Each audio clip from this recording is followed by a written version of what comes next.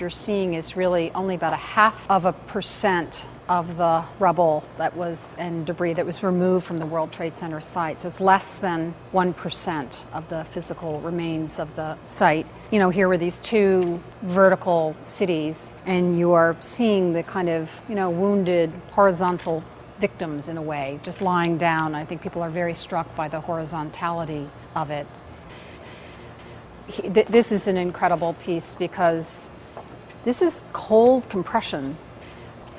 We've been having this debate back and forth just about being very careful, although we recognize the kind of awful beauty of some of this steel and some of the what we see, that we want to make sure that we're not falling into the trap of making aestheticizing relics of this tragedy and also not presenting it as an art museum might, you know, by putting it on some kind of venerated pedestal.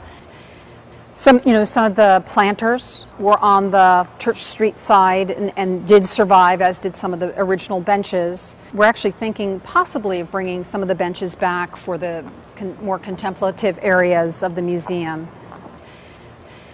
So, you know, here you're seeing the famous, what's left of the Calder stable that was on the plaza. You know, one of the things we've been thinking about with this particular piece would be to bring the pieces back together in some kind of meaningful silhouette of their original ensemble placement, but avoiding making a new piece of art out of it. I think that would be really wrong. That would feel really wrong.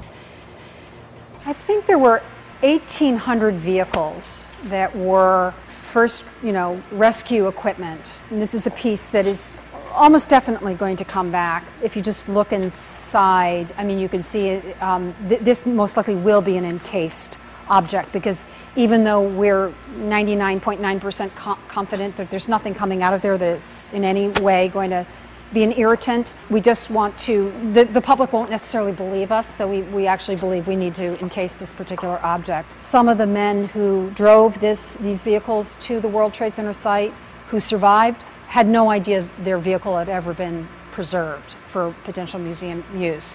And we're discovering in making very gentle overtures, some of them are still so traumatized they don't want to talk. And this is the case with the two EMS guys who drove this particular ambulance.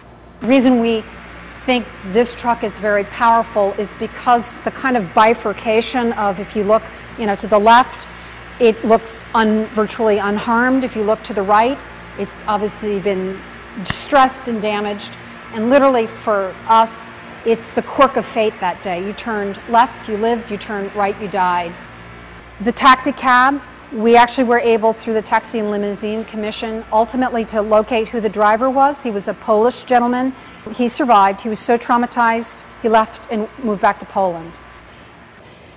So we're now inside the tent, which holds some of the motors that were salvaged from the almost 200 elevators that were in the service, the Twin Towers, and we want to be able to use them to tell the stories of what happened to people in the elevators that day, because there were very dramatic stories of people trapped in the elevators who lived, and unfortunately 200 people trapped in elevators who didn't live but who were able to get messages out to loved ones in some cases.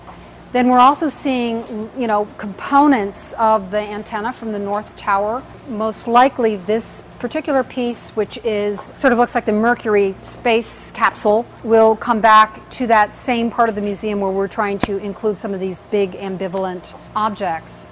Warner Brothers store, we had found that this sign was just kind of an incredible survival. That's all, folks, you know. When word got out that this was going to be most likely the last ceremonial piece of steel, the thousands and thousands of individuals who'd been participating in the rescue recovery efforts started to mark it. We've been trying to document all of the markings, all of the signatures on it. There may be as many as, by the time you get down to the bottom where the volunteers came onto the site and began to sign, as many as 1,000 signatures. We've been trying to selectively go into these different communities and do oral histories to find out, what motivated you to mark the column, what did it mean to you, but then kind of pull their stories out from there. And it's been really fascinating.